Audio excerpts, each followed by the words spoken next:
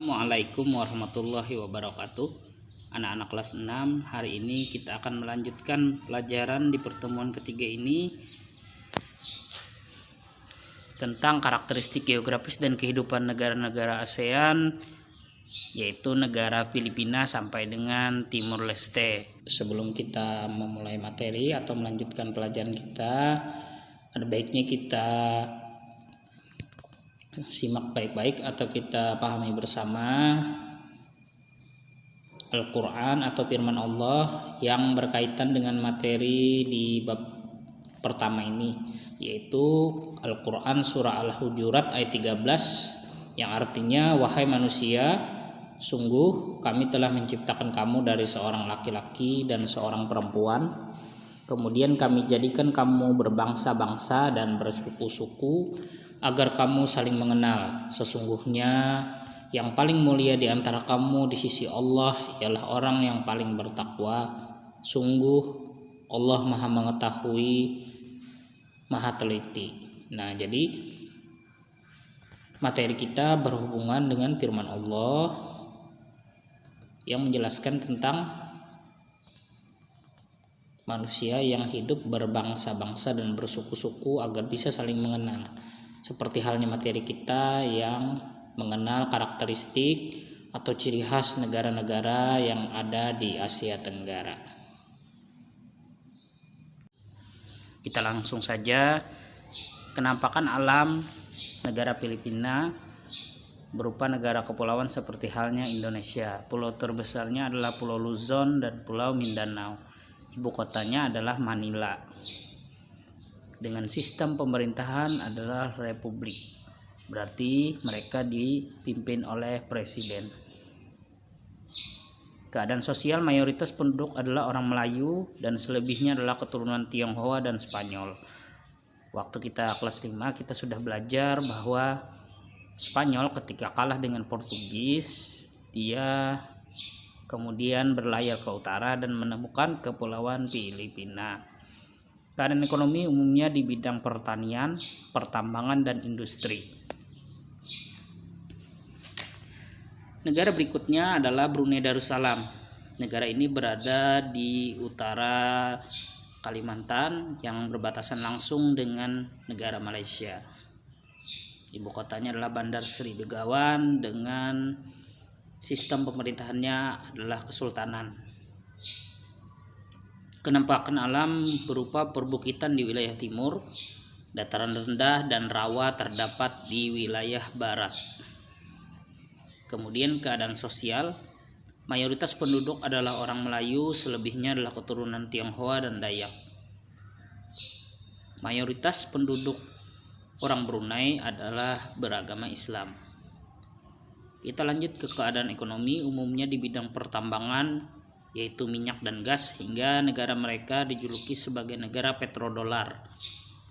Kemudian di bidang pertanian, perkebunan, dan pariwisata.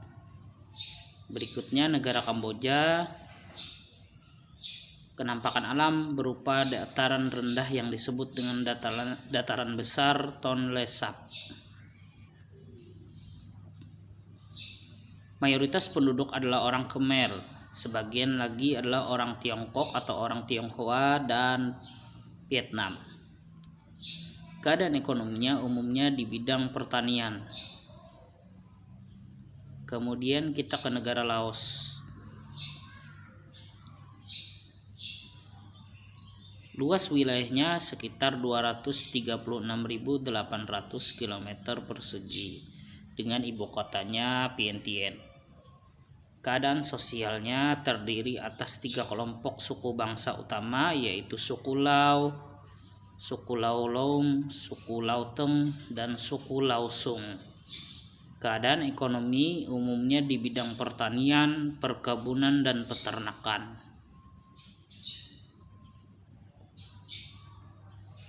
Kita ke negara Vietnam. Vietnam merupakan satu-satunya negara di Asia Tenggara yang menggunakan ideologi komunis atau sosialis. Ibu kotanya adalah Hanoi. Bisa kalian lihat di peta. Itu adalah peta negara Thailand dan ada juga benderanya. Kemudian kenampakan alamnya, Vietnam merupakan negara yang banyak memiliki pegunungan dan dataran tinggi yang terdapat di bagian barat laut. Keadaan sosial, mayoritas penduduk berasal dari suku Khmer, Champa, Thai, dan Tiongkok atau orang Tionghoa. Keadaan ekonomi umumnya di bidang pertanian. Vietnam merupakan negara penghasil padi yang berlimpah, sama halnya dengan negara Thailand. Kita lanjutkan ke negara Myanmar. Ini adalah peta negara Myanmar